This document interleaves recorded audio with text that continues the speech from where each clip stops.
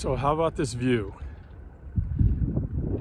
Even on an overcast day, it's pretty impressive. A view fit for a king, you would think? How about a president? How about our first president? I have come to none other than Mount Vernon. There it is. George Washington's home and farm on the Potomac that he loved so much is one of the reasons he kept reluctantly going back to serve his country. But I've come here to do actually what I hope is the very best of all my presidential profile videos. I've done a number of these. I thought of doing Washington first, but I wanted to kind of do a few before I did him. I just felt I needed to do him justice, and I hope I do. You know, he was so unique amongst our founding fathers. He didn't have the writing skills of Thomas Jefferson or the speech and debate skills of someone like Patrick Henry. He wasn't studied in world history and government like James Madison was. He didn't have the wit and ability to really charm a crowd like Ben Franklin. But he had things that none of them had. You know, he just had a presence about him, and even without speaking, an ability to calm people and a credibility, and had their respect, and it meant a world of difference. And in a way, he eclipsed them all in terms of what he did for this country. I mean, he filled two really indispensable roles. Roles that almost no one else could have done at a time when it was needed the most. To be asked to lead the Continental Army and take on one of the greatest militaries in the world, really only Washington could have done that. And then when the country was young and with the Articles of Confederation was being torn apart at the seams, they turned to Washington again, and again, reluctantly, he left this beautiful place, spectacular place, by the way, and answered the nation's call when really only he could do it. Only he could keep the North and the South together at the very beginning, and the states' rights people and the Federalists stitched them together, and he did that. So.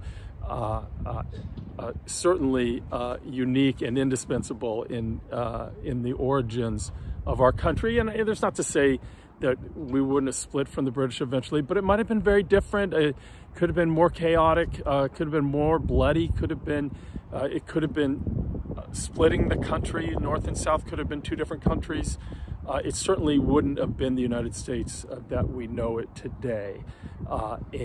So I've come here to do that profile. I'm excited about it. As his biographer, Alexis Coe, says, you never forget your first. And we can't and we won't, but my gosh, one of my points, we need him now more than ever. My gosh, his themes, who he was, how he united us, and some of his lessons are just as pertinent today as they were when he was frequenting this place. Washington's childhood was really impacted by the death of his father at age 11. His brothers had gone to England to study when they were in their teens, and Washington would have as well. But with the passing of his father, he didn't. He had a very strong mother who taught him to be a tobacco farmer, and he also became a surveyor, a map maker. But he wanted to follow his brother with a military career as well. But that lack of education impacted him. He was always, the rest of his life, a little bit sheepish about not being as scholarly as some of the others in the room, whether it's at the Constitutional Convention or even in his cabinet. It didn't impact his leadership or ability to lead. But Jefferson sometimes would would suggest that Washington was soft-spoken or less willing to offer a quick opinion or a strong immediate take on an issue, because he maybe in the back of his mind felt a little bit sheepish about that lack of education, perhaps. But anyhow, he strove for a military career and became frustrated at some point, because he was ambitious when it came to wanting to be a soldier, and later, of course, came to define himself that way. And even when he took his inaugural address and took the oath of office as president, he had his dress sword at his side, like the general that he was. But there really was no path in the British Army for one of the colonists, and that became a frustration of Washington as he sought a military career. And ironically, had the British allowed him a path to become an important military officer in their military, it may have kept him away from leading the Continental Army against them. But his military career got off to an inauspicious beginning. He at first led a delegation of Virginians and Indians into the Ohio Valley, and came upon some French who were, of course, competing for that area, and engaged them in battle and allowed the Indians that he was with to slaughter the French. And it really prompted, it was one of the inciting instances that prompted the French and Indian War. And later he had to surrender at Fort Necessity, and that's the beginning of his military career. He redeemed himself at the Battle of Monongahela in what is now Pennsylvania.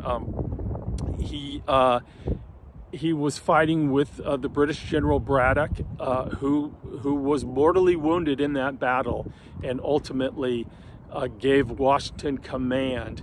And he was lauded for his heroism, his courage, his poise in the midst of some heavy fighting, and he had 2 horses shot out from underneath him, and he had 4 bullet holes in his coat, but he survived, and he came out with his reputation intact, and it kind of turned his career around a bit. And in that time period, in the time period leading up, of course, years before the Revolution, he learned the skills that would be necessary to take on the British when the time came to take on the British. And he kind of, with his experience, honed his tactics and strategy and leadership ability. And he was a strict disciplinarian, no question about it. But he also had that presence about him, just, being 6'2", his stature, and when he was on top of that horse, he was almost regal looking, and really commanded people's attention and respect. And so ultimately, he was viewed as quite a military force himself. So he completely turned around that earlier reputation. He emerged quite the bachelor, and he ended up marrying a rich widow, as a few of our founding fathers did. And in Martha Custis, she had 2 children, and she had, marrying her brought more property. And by the way, by that time he had inherited the family Mount Vernon farm. His family had a bunch of farms and a lot of acreage, and originally this wasn't his, but it passed to him later. And so when he married Martha, they had quite a bit of property and quite a few slaves as well. Like a lot of Virginia planters, didn't necessarily have a lot of money, his wealth was tied up in his property, a tobacco farm. He transitioned to weed as well, and of course he produced whiskey, and he also brewed beer. So he fits right in the saloon in my novels, of course. Like so many Virginia planters, Washington grew increasingly frustrated with the British and the way they treated the colonies, and he became a member of the Virginia House of Burgesses, and later was a delegate to the First and to the Second Continental Congress. And of course, when the time came to formally split from the British and select someone to lead the Continental Army against that fighting force, there was really only one selection. I mean, they could have gone with Horatio Gates or Patrick Henry. One of those two might have likely been the leader if it weren't Washington. But everyone wanted Washington. And again, he knew that. He was a bit reluctant on it. Again, wouldn't you be? This is quite a spectacular spot. My goodness. And he had quite a life here. But he accepted and took on that challenge. So behind me, you see the Delaware River. And I had to come here. I always wanted to come here, and the spot where Washington crossed the Delaware. And I figured this would be the best place to talk about the Revolution. My gosh, I've always been fascinated how Washington really took just a ragtag group of shopkeepers, farmers, fishermen, many of them volunteers, and defeated the greatest military in the world. Certainly the greatest Navy as well, and did it in a really unconventional way. It was cat and mouse. It was playing cat and mouse and not engaging, refusing to engage really, and fighting what we might today call guerrilla warfare. Really, stay alive to fight another day, make the British spend their money, and keep hanging around, and that's what they did. And a lot of that he had learned in the French and Indian War, how to do that kind of thing, and the British were not as skilled in that, but it did not start out well, and he had to evade, and the British rolled into New York and took it over pretty quickly, and Washington, one of his earliest victories, so to speak, was really an escape. The way he escaped Long Island early in the war, the British really had him trapped, and one night under cover of darkness and aided by the fog, they retreated across the East River into Manhattan and got away. And it's the American Dunkirk, really. And it was masterful, but it was an escape. It was escaping the British Army. That wasn't going to last. Just bobbing and weaving and that sort of thing. Ultimately, Washington knew he needed a victory, and oh my gosh, this is where he came to do it. There were Hessians, soldiers who were really rented out, and they were. They were in New Jersey, many of them spending the winter near Trenton, and Washington chose Christmas Day to make a surprise attack because he needed a W, and so they crossed the river here. It was at the time it was about 300 yards, so it was narrow, more narrow than the famous painting depicts it. And although it was swelling a bit that night, it was not only was it cold as heck, there was a sleet and storm, a snowstorm that night. The water, it was icy. Conditions were brutal, and it went slow. He had really 3 groups that all were going to cross the river at different points. 2 of them couldn't do it. Washington's could. He had 2,400 men. He had a dozen or so cannon that crossed. He had wagons that crossed. He had 40 or so horses that crossed. And they had the Marblehead Mariners, which is a Massachusetts regiment who was adept. They were a seafaring bunch, as they said of themselves, and they would cart the Continental Army back and forth across all the various waterways that they needed to do at times, and so they did the job that night, and it took forever, and they did not and they went back and forth. It wasn't just, you just didn't, those boats went back and forth all night, and it wasn't until 4 a.m. when they were ready, and they were all assembled on the other side, and journals talk about Washington and how he was standing just as determined as ever, even in spite of what a nightmare it was, and how behind schedule they were, and how they weren't going to have all the troops that they needed. But he was poised, and he was confident, and he was determined. And by the way, at 4 a.m., after all of that, they had to hike 9 miles in those conditions with the cannon to get to Trenton for this surprise attack. And it was light when they got there. It was 8 a.m. But oh, what a victory it was. Holy cow, not one death on the American side. They killed about 110 Hessians, and they took 900 prisoners without one member of the Continental Army killed. Monroe was there. Monroe was in the boat, in one of the boats, not in Washington's boat. He was in one of the boats, and but he was injured in the battle. He got shot in the shoulder.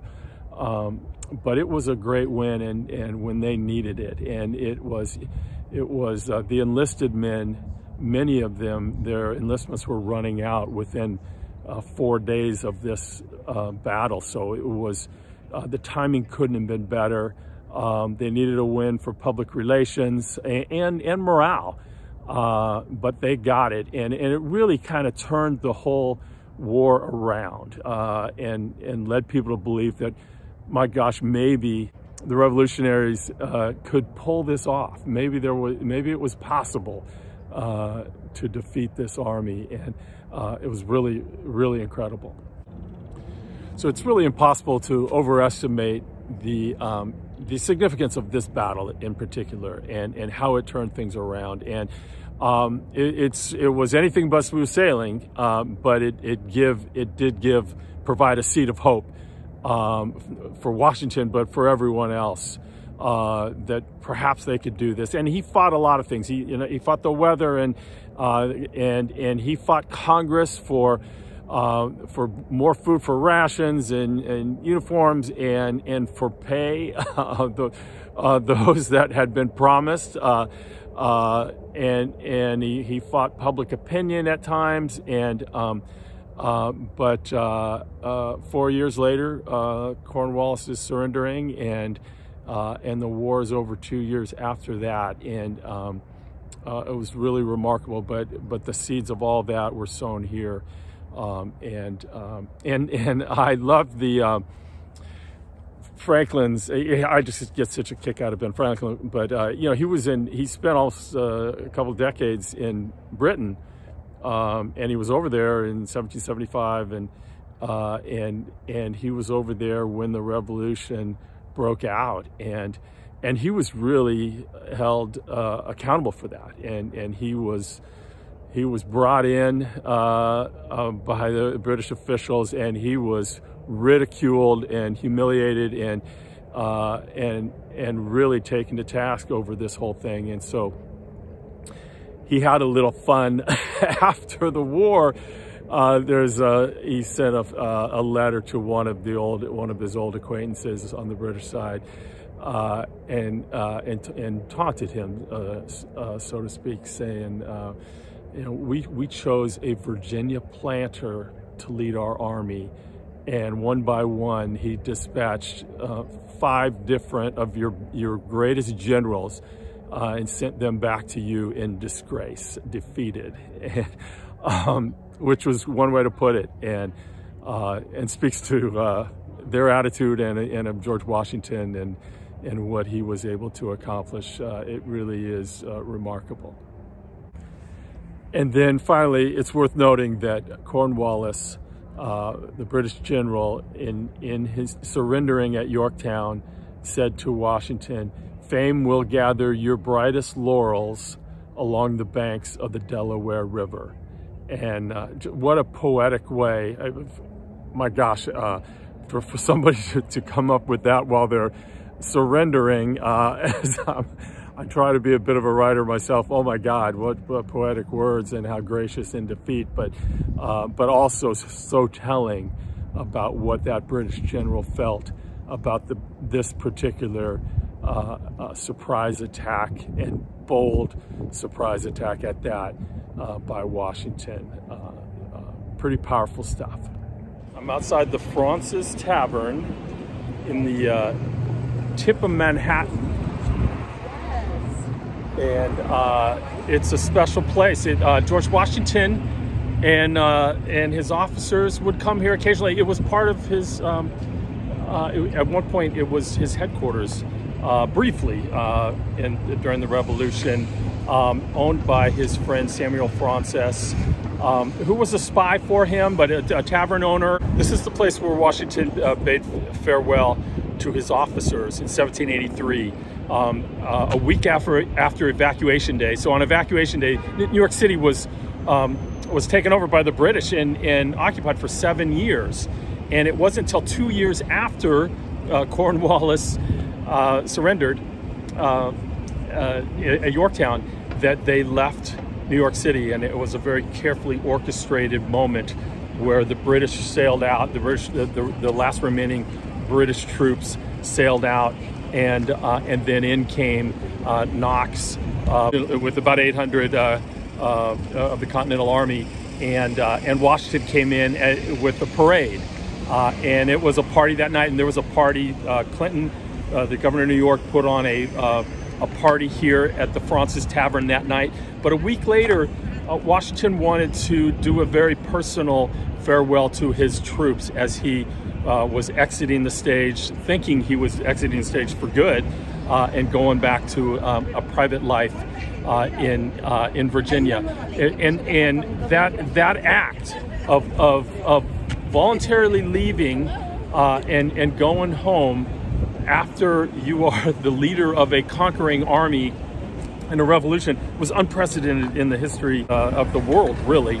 And it speaks so much to Washington, because he didn't necessarily respect and honor the folks that he knew were going to be running the country, but he had no desire. He wasn't in this for selfish reasons. He wanted to go back home to Mount Vernon. This is what's called the Long Room at the Fraunces Tavern. There was a big party at the Fraunces Tavern the night of the evacuation of New York, but a week later, Washington wanted to bid farewell to his officers, and he wanted a special occasion, and he wanted a very personal touch to it. So Samuel Fraunces made a turtle, not a turkey, a turtle dinner. So after dinner, Washington poured a glass of wine, and they say his hand was trembling in a very emotional moment, both for him and for his officers. He said, with a heart full of love and gratitude, "I must take leave with you. I devoutly hope that your latter days are as prosperous and happy as your former were glorious and honorable." That's one of my favorite Washington quotes, for sure. It's really amazing that this place is still an operating pub and bar when you think about it. And my gosh, and it's one of the one of the inspirations for the saloon in my novel was just the symbolism of everyone coming together.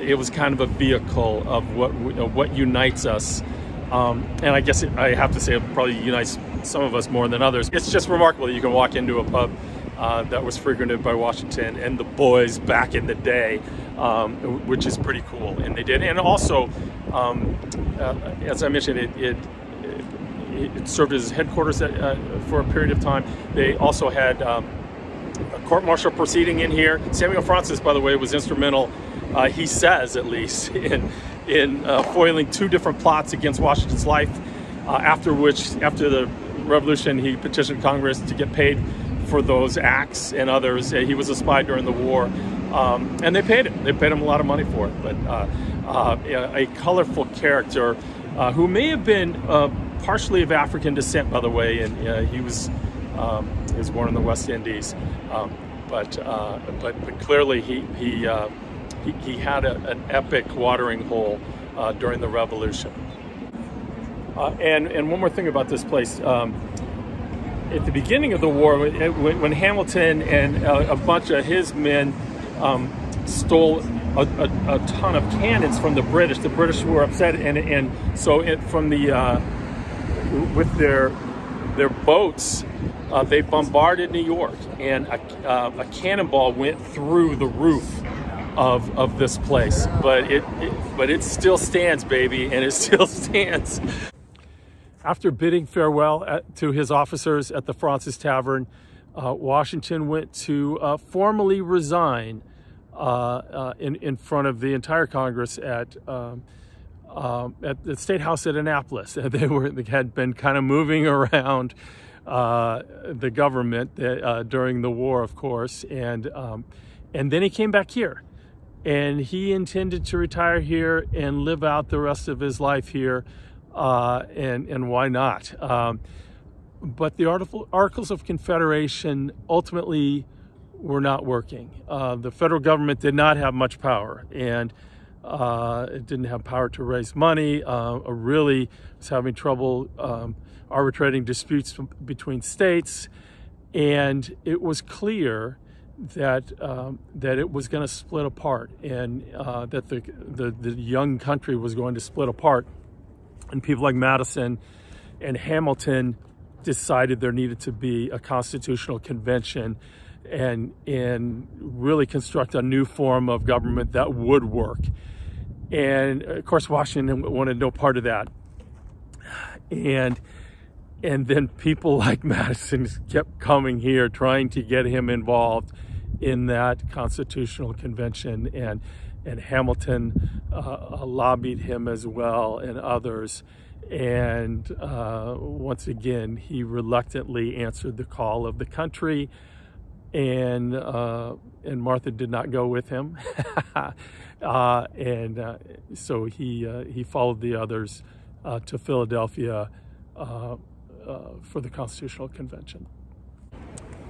I have come to Philadelphia now, and that is Independence Hall behind me. That's where they signed the Declaration of Independence. The Constitutional Convention was here, and Washington was convinced by others. Of course, Hamilton and Madison really pushed for the Constitutional Convention because the Articles of Confederation were not working.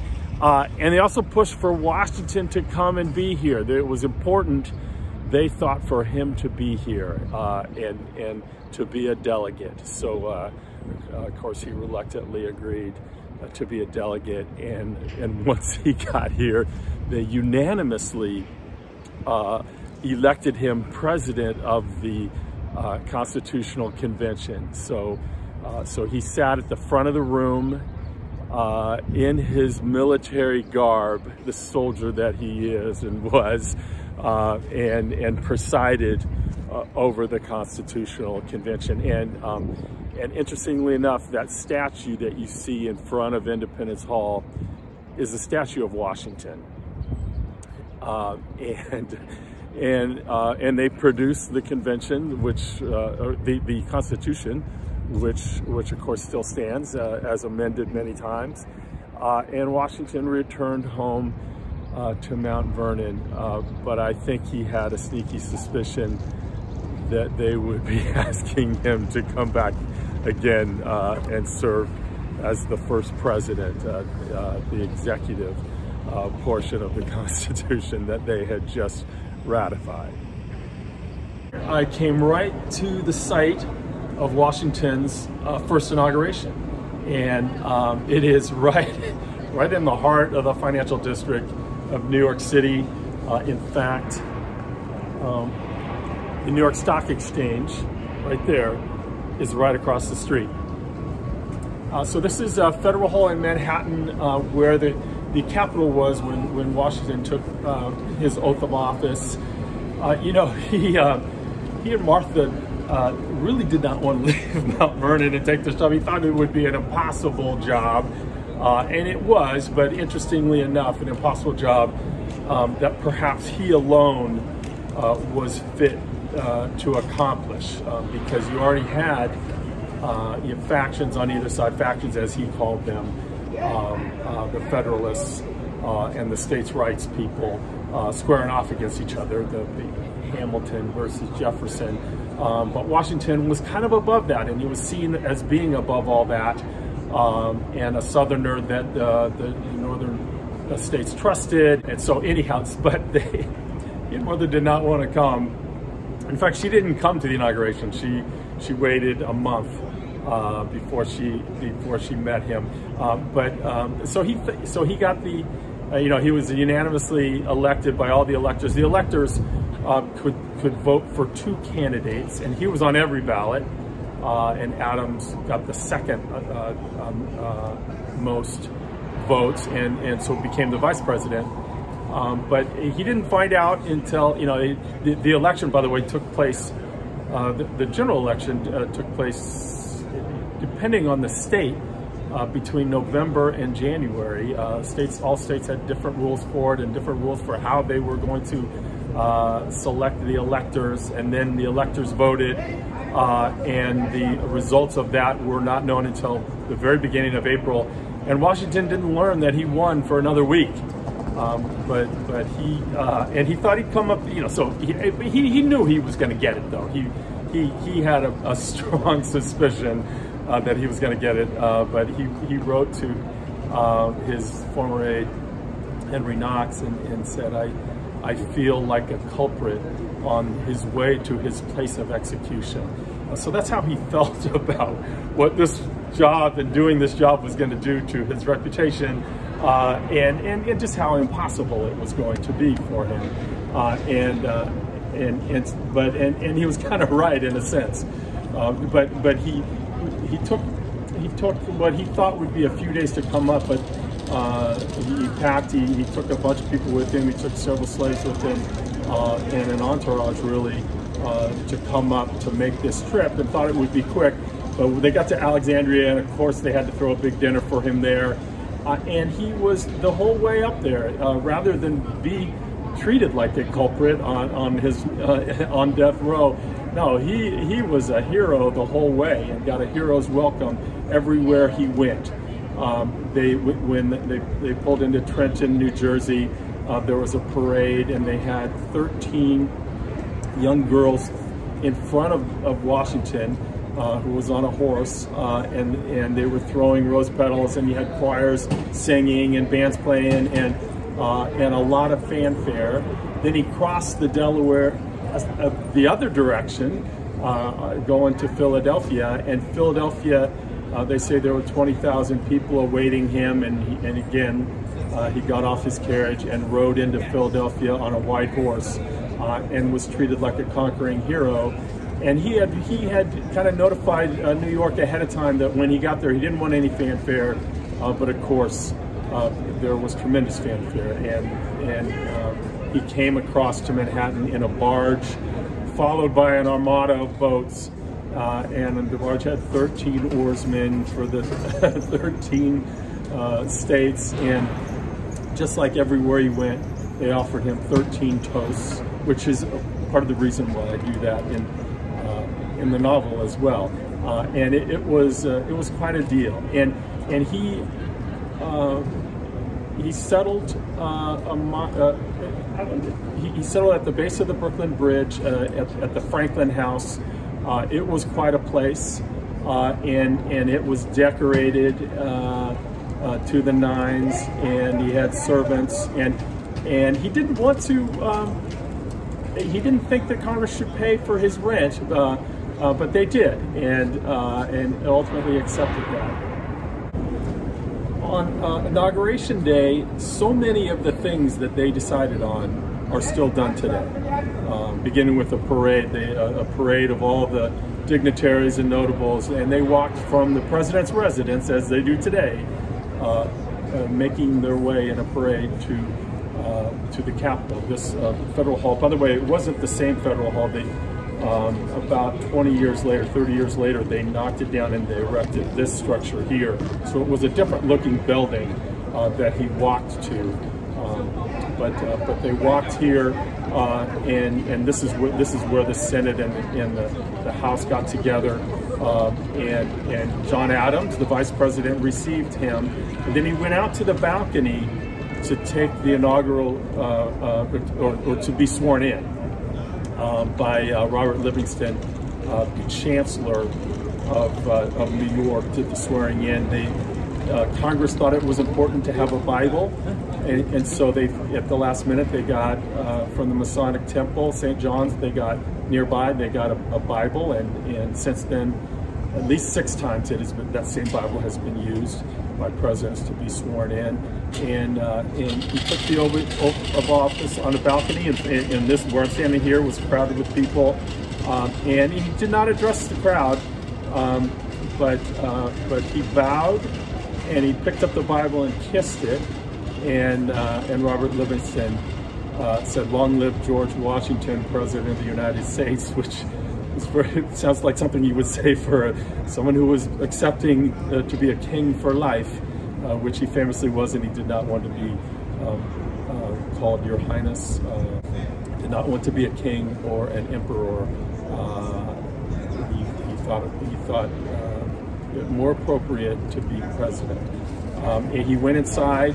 He had one of his aides had drafted, David Humphreys had drafted a 70-page flowery language inaugural address for him to give to Congress, and he discarded that, and instead he got Madison to do a 1,500-word address, and it had all the hallmarks of Washington, and just being humble. He really felt like he had felt accepting the leadership of the Continental Army. He felt like he wasn't up to this task, but he accepted it, and he knew how difficult it would be. But he also had a keen sense that history would be watching, and the world would be watching. Would this kind of government work? A government of the people, really, and if it didn't, he felt the weight of history, that if this didn't work, it might not be tried again. And the address, in his address, he spoke of that. And of course, it was followed by, there were balls that week, setting the precedent for today, and there were parties at Samuel Fraunces Tavern, which is, by the way, only a mile from here or so. But the house that the Washingtons lived in, the Franklin House at the base of the Brooklyn Bridge, was really the 20-person staff afforded him was run and managed by Samuel Fraunces, and the tavern owner, and he was also quite a chef, and so they had quite a menu as well. And of course, this only served as the capital for the Washingtons for about a year before they moved to Philadelphia. But I wanted to come here, and I just love that there's a hot dog stand. What could be more American than New York street hot dogs? So you've got it's quite an American spot, actually, with Federal Hall, with the Stock Exchange, and with the ability to get street meet right here. God bless America. So after a year in New York, the capital moved to Philadelphia while Washington was president, to this building here, Congress Hall, and it's right next to Independence Hall at Independence Square here in Philadelphia. And this is where the new government was conducted, and it was as Washington thought it would be. There immediately were divisions, and with states' rights folks versus Federalists, and again, of course, Jefferson and Madison on the states' rights side, and Hamilton on the Federalist side, and it was bitter. And you talk about polarized media today. There was a polarized media then, and you even had Jefferson writing under a pseudonym and taking an employee of the new State Department and paying that person to start a press which would present a very biased view of facts and opinion and all that. So even back in that day, you saw some of the things that we're seeing today, and it was very frustrating for Washington. And again, I think he was probably the perfect person. He had all of them at the table, at least for a while. All of those folks at the table with him. You talked about Lincoln's team of rivals. Certainly Washington had that, but the difference was they knew. Even Jefferson and Hamilton knew that Washington was the one that should be in charge, and of course Washington only wanted to serve one term. He got Madison to help him write a farewell address after 4 years, but people like Jefferson and Hamilton convinced him, you can't step aside just yet. We need you. And even those two fierce rivals realized that it was best for the country that Washington remain as president. So he did, and he served another 4 years. But then he was intent on going home, and he had that first draft of the farewell address. I mean, he wanted to give his parting words from an old friend, basically, and political advice to the country to help it survive, because no one knew, was this going to be a lasting experiment? And so he brushed that off, and actually had Hamilton help him with the farewell address that ended up being the farewell address that he offered at the end of his second term. And it was not an address, so to speak. It wasn't a speech. It was 10 weeks before the electors were to get together and come up with the new president. It was his resignation. So this document served as Washington's resignation, and it was printed in all the papers and given the attention that he hoped it would. And it also included his lessons, and his lessons about foreign influence, his lessons about political factions or parties as we know them today. He warned against foreign influence. He warned against what parties could do to us and how they could divide us. And another lesson he had was civility. And my gosh, all three of those, it's like he was talking to us today, and to the dysfunction that we're seeing now, and just the crazy partisanship and the extremities of both parties. And it's as if that farewell address was speaking right to us almost 250 years later. And of course, any fair discussion of Washington, the man, has to include a discussion of slavery. And it's what he himself called the only unavoidable subject of regret when looking back at his life. Even in death, he could say in his will that the slaves were to be free, but that wasn't his sole power. Certainly all of Martha's slaves would go to Martha, the Custis family slaves were never Washington's to begin with. And the ones that Washington owned went to Martha upon his death, and it was up to her to free them. She did free Washington's slaves. And part of that, I think she thought there would be problems if she didn't. And so she thought the slaves themselves might revolt because they were expecting that. But he did not free his slaves during his life. He felt that he was hopeful that certainly the young slaves would, in their lifetimes, achieve a better destiny as the country was changing and as the culture was changing, and he had those hopes. And he said in his last days that he certainly wished he could have at some point in his life freed his slaves, but something always prevented him from doing so. And at the end of Franklin's life, Franklin petitioned Congress to abolish slavery, and it was 3 years after that Washington signed the Fugitive Slave Law, which allowed slave owners to go after escaped slaves who were in a different state. So he didn't do anything with respect to the abolitionist cause, even if he had moments where he felt it was the right thing to do, perhaps. He also, it's important to note that when he and Martha went to Philadelphia and they brought slaves, Philadelphia had a law that said slaves in Pennsylvania, if they were there for 6 months, would become free. So you couldn't you couldn't travel to Pennsylvania with a slave and have them for more than 6 months without them becoming free by law.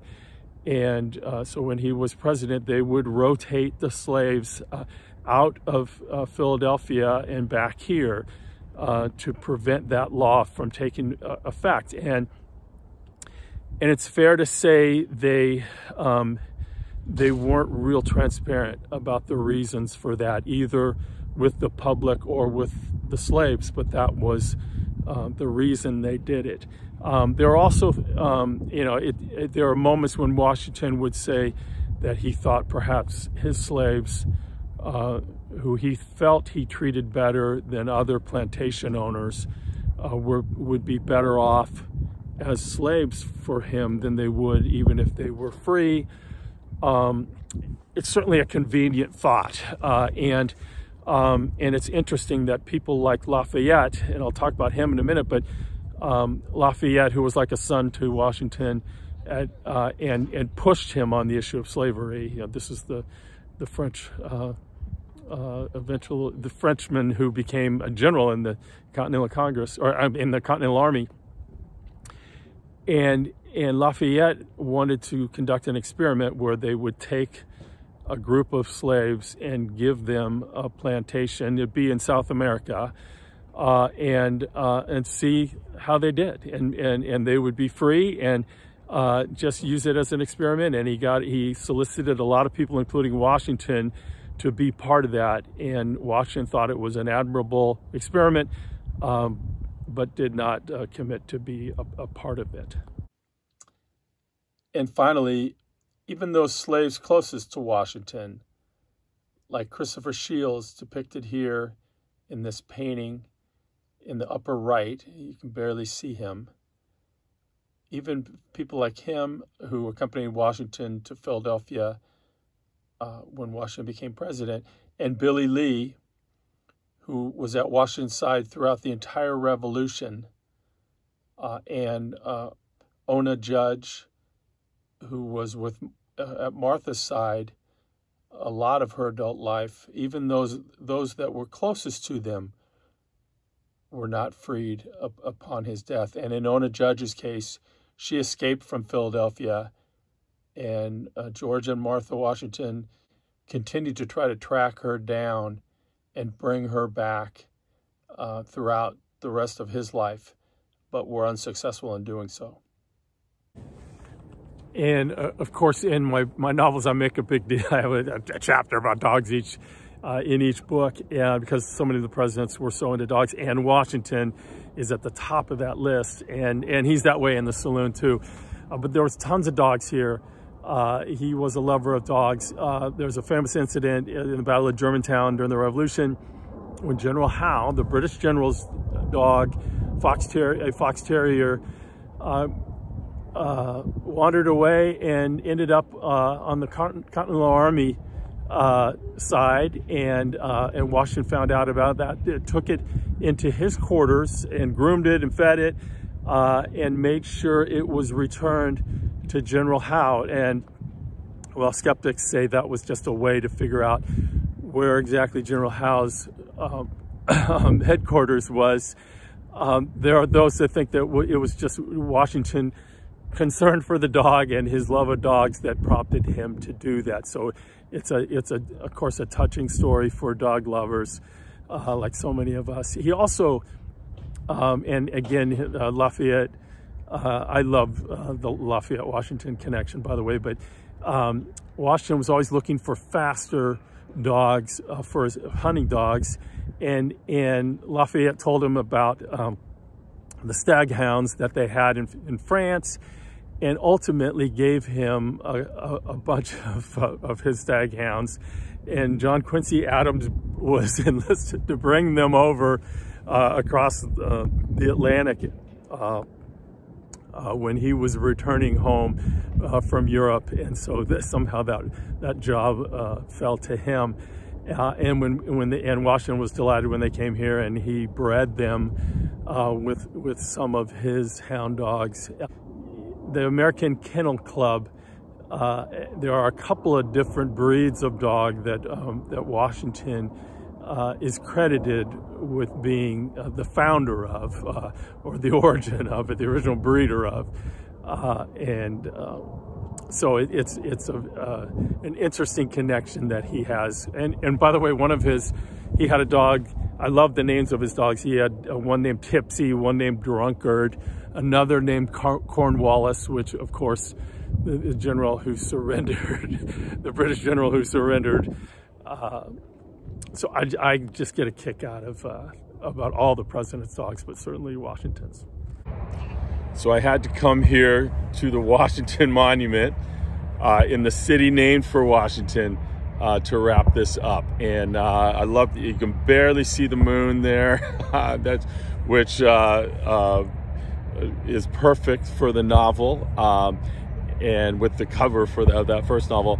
And you can see off in the distance there, the Capitol.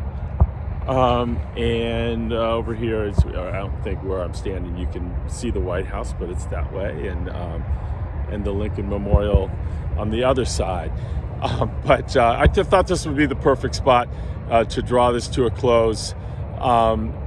Again, I think he's, of all the founders in the early years of creating this country, Washington has to be the MVP for twice reluctantly answering the call of the country, first to lead the Continental Army against the British, and just a bunch of volunteers, and my God, to take on that one of the greatest armies in the world, clearly, and defeat it, and then when our country would have splintered in those early years after the Articles of Confederation, many would argue that Washington was the only one who could stitch together and unite the country, and which brings me to the point, my God, we need him today, and somebody like him to unite the country, who puts their own self-interest aside. I mean, that seems to be quite the opposite. We today seem to be having people who are only in it for their own benefit and for the benefit of their party. Washington was the antithesis of that. Again, he had his flaws unquestionably, and his unforgivable flaws, but like our country. But clearly there would be no country, I think, as we know it without Washington. And just I'll end with a couple of quotes. King George in England, when he learned that Washington was going to, after defeating the British, was going to walk away and go back to Mount Vernon and become a private citizen, and not like so many other conquering rulers name himself king or emperor. King George said, if he does that, then he truly will be the greatest man on earth. And that's some pretty serious praise coming from the King of England. And then, of course, Harry Lighthorse Lee, who was governor of Virginia and served with Washington in the Continental Army, and was the father of Robert E. Lee, by the way. He is the one who eulogized Washington and said the really immortal words now. He was first in war, first in peace, and first in the hearts of his countrymen. If you're searching for him, you want to see a little. I kind of bring him to life in my novels. So, and I loved doing it, and I was very reverential, respectful when I did that, and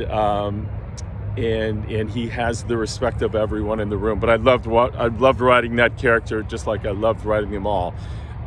So anyhow, so I hope I have done justice to him, and check out the novels if you get a chance. We are better than this. My God, we're better. Cheers.